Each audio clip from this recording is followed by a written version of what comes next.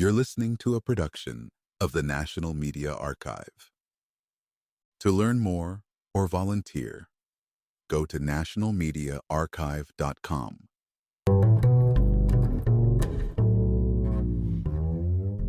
In the 1990s, the co-founder of Microsoft faced a situation that was as remarkable as it was precarious. Running one of the world's most successful software companies generated unprecedented wealth and influence. Microsoft's dominance of the personal computer operating system market turned the company into a household name and its founder into the face of technological triumph. For years, the story painted was that of an American dream realized, a genius who made computers accessible to millions. Yet, as Microsoft's power grew, the public mood shifted. The same image of success that once drew admiration soon transformed into a magnet for resentment. The founder's face appeared on countless magazine covers and in headlines across the globe, but not as the champion of innovation. Instead, coverage depicted the figure as the embodiment of unchecked corporate power, a ruthless monopolist standing in the way of competition. At the heart of the outrage was the insistence that every Windows operating system installation came bundled with Internet Explorer. This decision, while technically legal at the time, sparked a narrative that the company was forcing consumers to abandon other web browsers in favor of its own. Though courts would ultimately rule that the company engaged in anti-competitive practices, public opinion had already delivered its verdict. In the United States, when the collective tide turns against an individual with such force, the system tends to follow. Politicians, regulators, and ambitious officials look for opportunities to build careers on the back of bringing down high-profile figures. The Department of Justice began scrutinizing Microsoft's business methods, alleging the company's actions harmed fair competition and consumer choice. Throughout depositions, every word and hesitation was seized upon to illustrate an image of arrogance and manipulation. When asked if an internal message was conveyed using the exact words "every very important" rather than "just important," the difference became fodder for legal theater and public ridicule. The more defensive the responses, the more the negative perception hardened. This was not unlike other high-profile figures in American life who faced the wrath of a disillusioned public. In contrast to a defendant who escaped conviction by swaying sympathy, the Microsoft founder's struggle was that the sympathy never arrived. Instead, the perception of wealth hoarded and power abused fueled an eagerness to see the mighty humbled. Faced with mounting pressure, the founder chose to step down as Microsoft's chief executive officer. The decision marked an end to an era, distancing the individual from daily operations while redirecting attention to another endeavor, the Bill and Melinda Gates Foundation. This pivot was more than a career transition. It was a calculated shift in public image management. The strategy behind building one of the world's largest private foundations was never just about charity for charity's sake. The Bill and Melinda Gates Foundation quickly became a multi-billion-dollar vehicle for global health campaigns, education initiatives, and poverty reduction programs. But behind the scenes, the same skill for strategy that built Microsoft's empire turned charitable giving into a fortress of protection and influence. One critical element was the realization that charity changes perception faster than any press statement ever could. When large donations were announced, media outlets covered them with glowing headlines that overshadowed stories about court battles and antitrust rulings. Each new pledge to eradicate diseases or improve education in underdeveloped regions gave audiences a fresh image to hold on to, one of a billionaire giving back, not taking more. Over time, the foundation's reach expanded into almost every global health challenge imaginable. Polio, malaria, and HIV became headline issues that the foundation vowed to combat with billions of dollars. For every critical story about monopoly abuse, there was another story highlighting massive grants to scientists and non-governmental organizations. People found it harder to stay angry when reminded of vaccines being delivered to children and research grants funding life-saving medicines. Yet, the engine behind this perception shift was not fueled by silent generosity alone. Strategic donations flowed into newsrooms as well. Major outlets like National Public Radio, the British Broadcasting Corporation, The Guardian, and ProPublica benefited from millions in grants from the Gates Foundation. These outlets, known for setting the tone in public discourse, covered the Foundation's global health and education efforts in detail. In the process, the Foundation's priorities shaped what issues were seen as urgent and what solutions deserved public support. This cycle extended even further when the media needed to address conflicts of interest. When fact-checking organizations such as PolitiFact and newspapers like USA Today ran stories defending the Foundation's role in vaccine development, they too had financial ties through donations.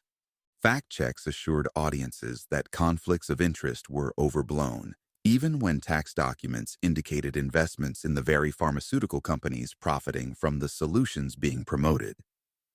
By the time the COVID-19 pandemic arrived, this apparatus of influence had been running for decades.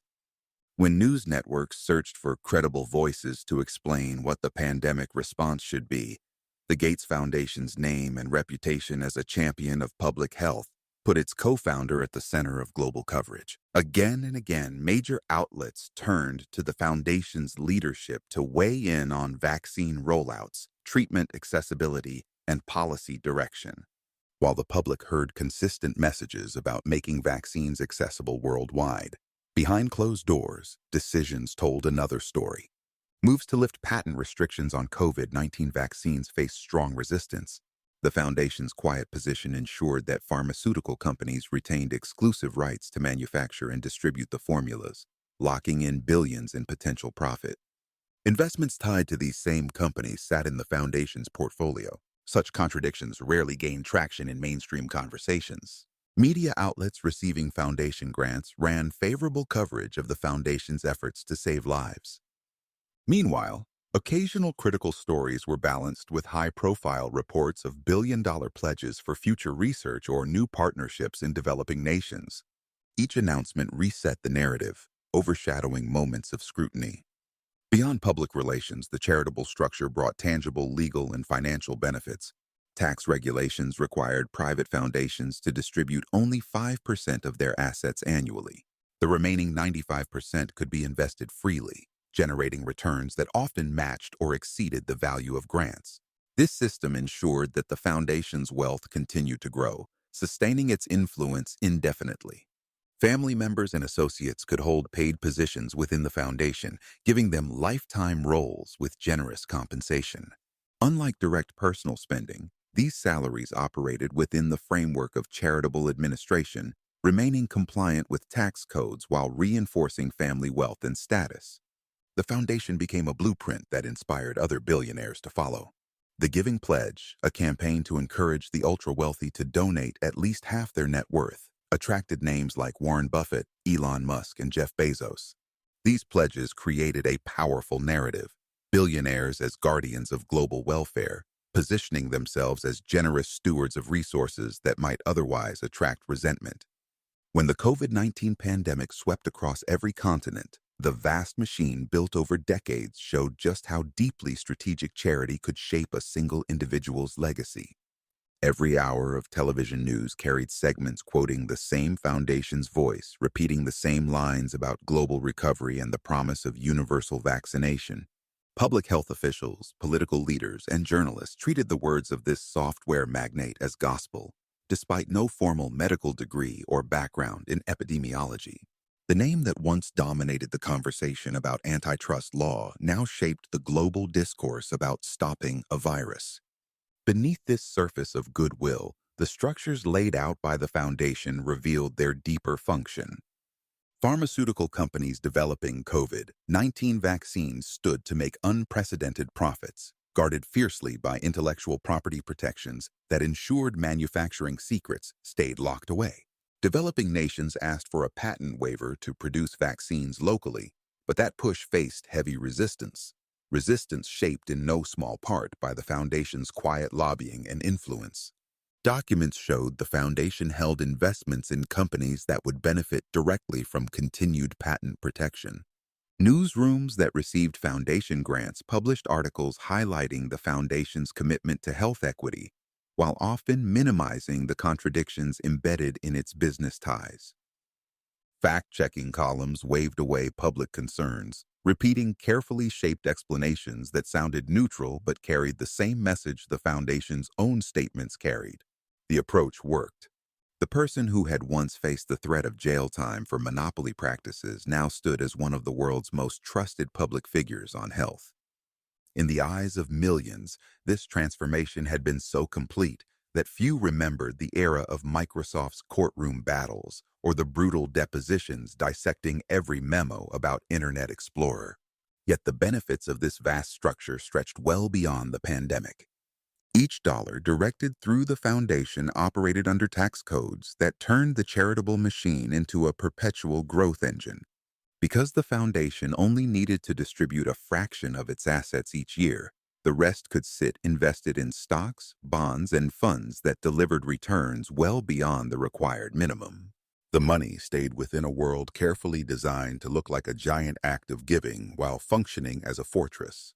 Salaries paid to relatives and trusted associates, advisory contracts handed to loyal partners, and consulting agreements created webs of influence that reached across public institutions, universities, and media companies. This invisible network meant that whenever criticism surfaced, it struggled to find traction in places that might matter. Other billionaires recognized the same formula. Warren Buffett handed billions to the same foundation. Elon Musk, after years of public battles over worker treatment at Tesla and SpaceX, made sweeping donation announcements. Jeff Bezos, founder of Amazon, launched his own high-profile pledges for climate action and food relief. Mark Zuckerberg experimented with his Chan Zuckerberg initiative, aiming to rebrand his image amid Facebook controversies. Even Sam Bankman-Fried tried to wrap cryptocurrency speculation in a cloak of public benefit before his empire imploded. None reached the scale or effectiveness of the original blueprint. The secret was never just in the size of donations, but in how those donations shaped the entire information landscape. Money targeted the media channels that defined what people read, watched, and trusted. Partnerships with major global health institutions and governments gave the foundation seats at policy tables where few outsiders ever sat. When awards ceremonies honored global leaders, the foundation was there too, giving credibility to figures who, in return, helped secure new avenues for influence in critical markets like India. Countries with large, poor populations became proving grounds for grand philanthropic experiments, all while companies connected to the foundation's portfolio positioned themselves to profit from the very interventions the charity claimed to deliver for free. This is why charitable giving by the wealthiest rarely resembles the model seen among everyday donors. Foundations like these operate at the crossroads of public relations, policy power, and wealth preservation. Their projects do bring real benefits. Vaccines are delivered, schools are built, diseases are treated. But each act of generosity doubles as an investment in reputation, an insurance policy against backlash, and a practical tool for maintaining financial control far beyond what tax law alone would allow. This calculated generosity means that while the world's richest families showcase massive gifts to causes that tug at heartstrings, they keep their ownership stakes in the engines that built their fortunes. Their foundations cannot buy luxury yachts outright or build mansions, but they can fund gatherings, conferences, and travel that blur the line between work and leisure. They can pay for research, lobbying, and media projects that shape regulations in ways that protect their other interests. Outside the United States, few billionaires pursue the same path. Oligarchs in Russia or tycoons in China do not funnel billions into public charities or sponsor glowing media campaigns about their goodwill. Instead, they display raw wealth through private jets, supercars, and palatial compounds. They flaunt power openly, but often pay the price in the end. Over time, rival power brokers or political crackdowns remind them that money alone is never enough protection. The American billionaire class learned this lesson early. By transforming enormous wealth into a tool for influence, public approval, and soft power, they ensured that whenever someone asked if billionaires should exist at all, there would always be a comforting narrative about all the good they do. This is why the charitable foundation endures. not merely as a vessel for doing good, but as an adaptable shield that protects wealth, deflects public rage, and quietly buys the loyalty of the institutions that shape what billions of people see and believe. For any aspiring billionaire today, the lesson is simple. The wealthiest figure on the magazine cover cannot afford to be hated for long. Reputation is more fragile than any monopoly, and when it cracks, the system finds ways to humble even the strongest empire. But wrap that fortune in promises of saving lives, feeding children, and educating generations, and even the harshest critic hesitates. The foundation does not guarantee survival, but without it, no one at the top lasts forever. Those who understand this lesson wield it not as charity alone, but as the ultimate safeguard against the same public that once cheered them on. Stay watchful, because behind every pledge and press release is the reality that what is given away is never truly free, and what remains behind the curtain is often the real story worth seeing.